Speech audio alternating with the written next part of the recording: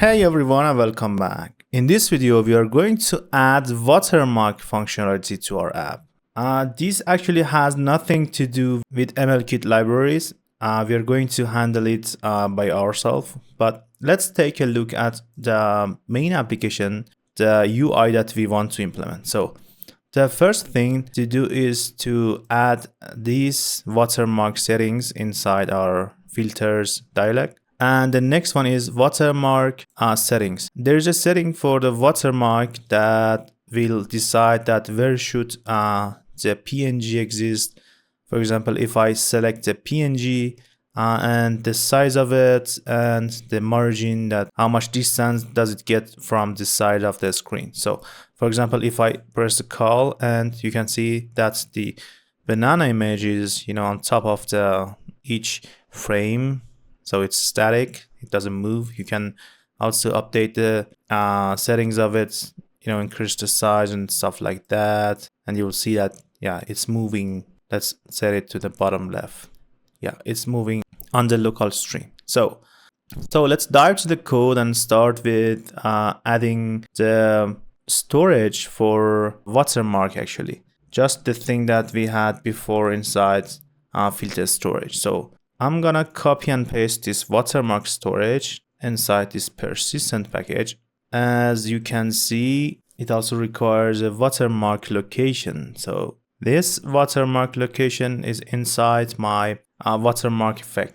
So let me copy and paste it inside the image processor, and I'll explain this class later. We have a same configs class that we had inside the FilterStorage. This represents the data blueprint that we want to load from the SharedPreference. And we are going to use Watermark Key to unsave the data inside our SharedPreference. We also have two load and save functions, exact same as FilterStorage. And all it does, it will get the configs class and save it to the SharedPreference, which are URI of the image, a location of the watermark. As you can see, this watermark location consists of top left, top right, center, bottom left, and bottom right. So the margin that we are going to add and the size fraction. So inside our WatermarkEffect class, as we explained before, we have an apply block. So we check if the watermark config is null. We want to return the frame to proceed with the rest of the data, and then do the calculation of the height and width of the image and where should it locate. And when all the math is complete, we want to draw the bitmap or watermark on the canvas or the bitmap that we have received from the frame, and simply draw a bitmap on top of each frame. So simple as that. Now let's go to the estates package and add our WatermarkUIState. As we did for the filters UI state, it will hold the state of the WatermarkDialect and the setters for location, margin, size fraction, and the URI of the image. And of course, a callback or a function to set the URI privately. So now it's time to use this WatermarkUIState. Let's go inside our main screen. Let's scroll up, and below the filter state, I'm going to create a WatermarkState and use the remember WatermarkUIState. And the initial value is going to be remember and pass WatermarkStorage and load it using context. So to use this watermark state, I'm going to add a new component called WatermarkDialect inside my components. Now, this WatermarkDialect actually contains another composable. You can see inside my device, inside this watermark, this location picker actually is another composable which is going to be below this location text here.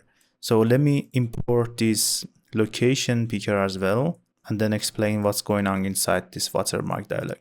So its initial value is actually being set inside the shared preference, and whenever we select a new one, we want to use a callback, and the rest of it is going to be arrangement of all of the options, and then the location title which represent each single location item. So inside the WatermarkDialect, I have that select PNG button that will call unpick image lambda, and our main screen should have handled this to select the image and handle the callback of the image URI to save inside the shared preference.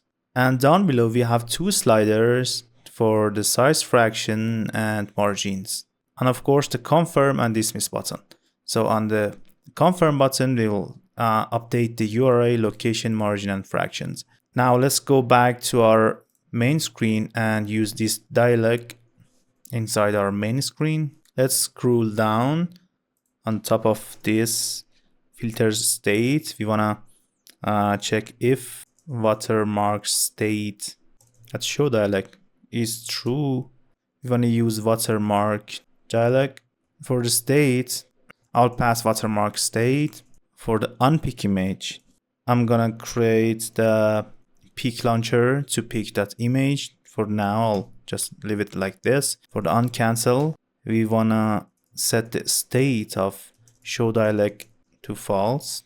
And for unsave, which derives a config, we wanna use WatermarkStorage and use save as context and CFG to it. Then using view model, reload the watermark settings, and then dismiss the show dialog. Also, this one should be wrapped inside a block. So let's create this function inside my view model, which is going to call WebRTC Factory reload watermark. Let's create this one as well. Then we will do it later on this video. Go back to the main screen and let's set up this image picking function. Up here below the state, I want to use a pick watermark launcher name and user remember launch for activity results. The contract is going to be activity results contracts dot open documents. So if we get URI of type URI, and of course nullable. If URI is not null, then we want to use the context and get content resolver and take persist table URI permission, and we pass the URI it as the URI, and for the mode flag we will pass intent flag grant read URI permission. Of course, we want to use the watermark state and use the unpick URI and pass it to the state. So state will realize that we have updated the URI. So we will use this instance and go here inside the unpick image, and we will launch it. The types of arrays of image slash PNG, and of course image slash JPEG. Now that we know how to show the watermark state dialog or watermark settings, who is going to set this watermark state to true? Actually, it's going to be TopBar section again. I'm going to update this class. So what we have done so far is we added a callback or a lambda that says an open watermark. So this function is added to the menu items here like this, down here inside this Dropbox menu item. And of course, the name says watermark settings. It will close our setting dialog like this. And then we are going to use it inside main screen. So main screen should be complaining about the new callback that we didn't manage. An open watermark should be able to use the watermark state and set the show dialog to true. Simple as that. So if we run our application right now, we should be able to use these watermark settings.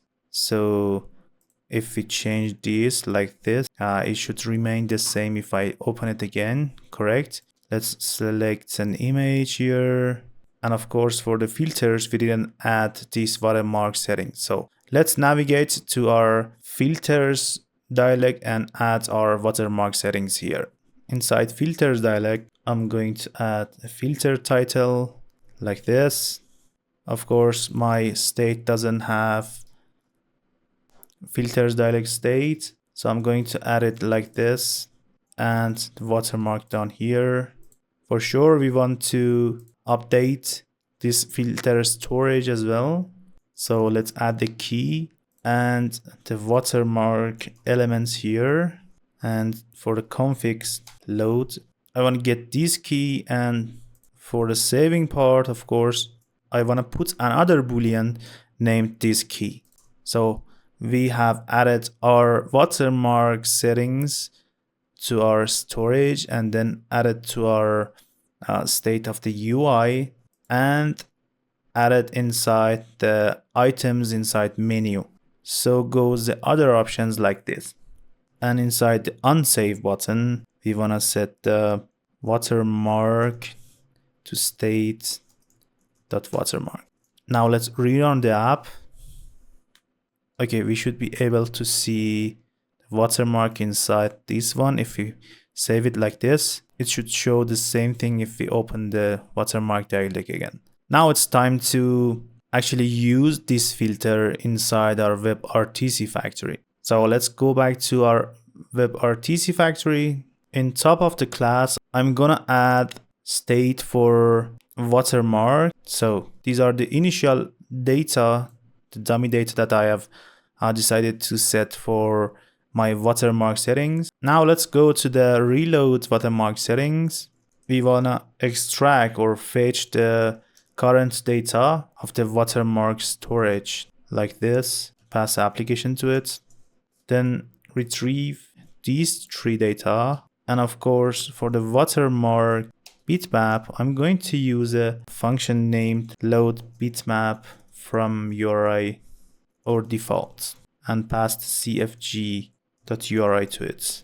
So let's add this function down here like this. It's going to use the bitmap factory to decode the resource if it finds the URI. Otherwise, it will simply return a dummy bitmap logo. You can return a null if you don't want to add anything to it. Now that we reload watermark configs, our configs is ready to use inside the pipeline chain. Now let's go to our pipeline class, which is here. I'm going to create a new instance of watermark class, WatermarkEffect, and for the enabled, we want to get watermark as the blueprint here.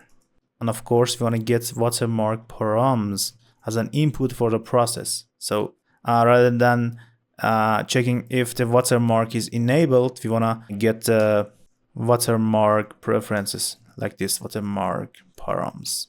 And then right after this filter, I want to use this watermark class, which I misspelled here, and use the apply. We want to draw this bitmap using these settings on top of this frame.